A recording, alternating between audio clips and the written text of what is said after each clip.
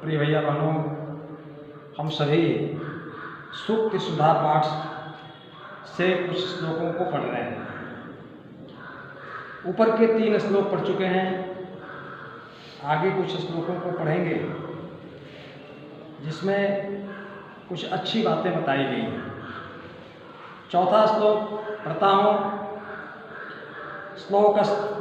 श्लोकतां यात् यत्र तिष्ठन्ति साधवः लकारो लुप्यते तत्र यत्र तिष्ठन्ति असाधवः।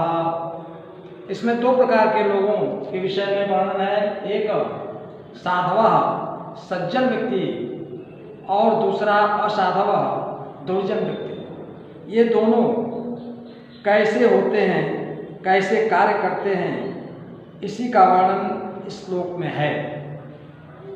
अन्वय करता हूँ। यत्र साधवः तिष्ठन्ति तत्र श्लोकः तो श्लोकतां यात्। यत्र साधवः तिष्ठन्ति तत्र श्लोकः श्लोकतां यात्। यत्र असाधवः तिष्ठन्ति तत्र श्लोकः श्लोकस्य लकारः लुप्यते। अर्थ इस प्रकार है, यत्र जहाँ साधवः सज्जन लोग, जहाँ सज्जन लोग तिष्ठन्ति रहते हैं, तत्र वहाँ श्लोक संस्कृत का जो छंद है श्लोक, वह श्लोकताम माने कीर्ति को, यश को याद प्राप्त करता है। जहाँ साधु लोग रहते हैं, सज्जन लोग रहते हैं, अच्छे लोग रहते हैं, वहाँ संस्कृत के छंद कीर्ति को प्राप्त करते हैं, कीर्ति को पाते हैं, यश प्राप्त करते हैं। परंतु यत्र असाधवः तिष्ठन्ति, जहाँ असाधु, असज्जन, दुर्जन ऐसे लोग रहते हैं, तत्र वहाँ श्लोक का लकारः लुप्यते, ल लुप्त हो जाता है। वहाँ श्लोक का ल लुप्त हो जाता है तो बचता है शोक, बचता है। इसलिए दोनों प्रकार की बात इसमें है। जहाँ सज्जन लोग रहते हैं, जहाँ अच्छे लोग रहते हैं, वहाँ संस्कृत के श्लोक छंद यश को प्राप्त करते हैं।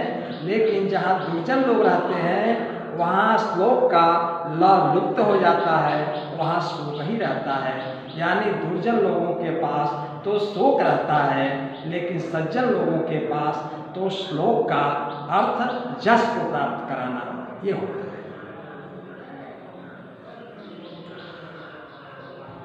और 5वें श्लोक में कहा कि हमें कोई भी बात समय के अनुरूप कहना चाहिए। उसी से संबंधित ये श्लोक है। अप्राप्त कालम वचनम बृहस्पतिः अपि अब्रुवन् प्राप्नुयात् बुद्धिम् अवगाह्नम् अपमानश्च शाश्वतम्। कहा कि अप्राप्त कालम वचनम बृहस्पतिः अपि अब्रुवन्। अप्राप्त कालम वचनम बृहस्पतिः अपि अब्रुवन्। बृहस्पतिः अपि अप्राप्त कालम वचनम अब्रुवन्। अगर बृहस्पति भी समय के प्रतिकूल बात कहते हों, बृहस्पति जो देवताओं के स्वामी हैं, ऐसे देवगुरु बृहस्पति भी अगर समय के प्रतिकूल कोई बात कहते हैं, समय के अनुरूप बात नहीं करते, तो बुद्धि अवज्ञाम अपमानश्च शाश्वतम प्राप्नुयात्। शाश्वतम बुद्धि अवज्ञा अपमानश्च प्राप्नुयात्। तो वह निरंतर उस बुद्धि की उपेक्षा, उसकी अवमानना ही प्राप्त होगी। यानी कहने का भाव कि अगर समय के प्रतिकूल कोई भी बात देवगुरु बृहस्पति भी अगर कहें, तो उनके बुद्धि की उपेक्षा ही होगी और निरंतर उनको अपमान ही मिलेगा। अर्थात कोई भी बात समय के अनुसार कहना चाहिए। इस श्लोक में कहने का ये भाव है कि हमें समय के अनुसार बात करनी चाहिए। अगर समय के प्रतिकूल बात बृहस्पति भी करते हैं तो उनकी उपेक्षा होगी, उनका अपमान होगा। इसलिए समय के अनुसार ही बात करना ठीक रहता। इन दो श्लोकों में इसी प्रकार की बात कही गई। आशा है आप इन दोनों श्लोकों को पढ़ेंगे और इनके अर्थ को अपनी पुस्तिका पर लिखेंगे। ये अभ्यास कार्य भी लिख लेंगे। आज की वीडियो में बस।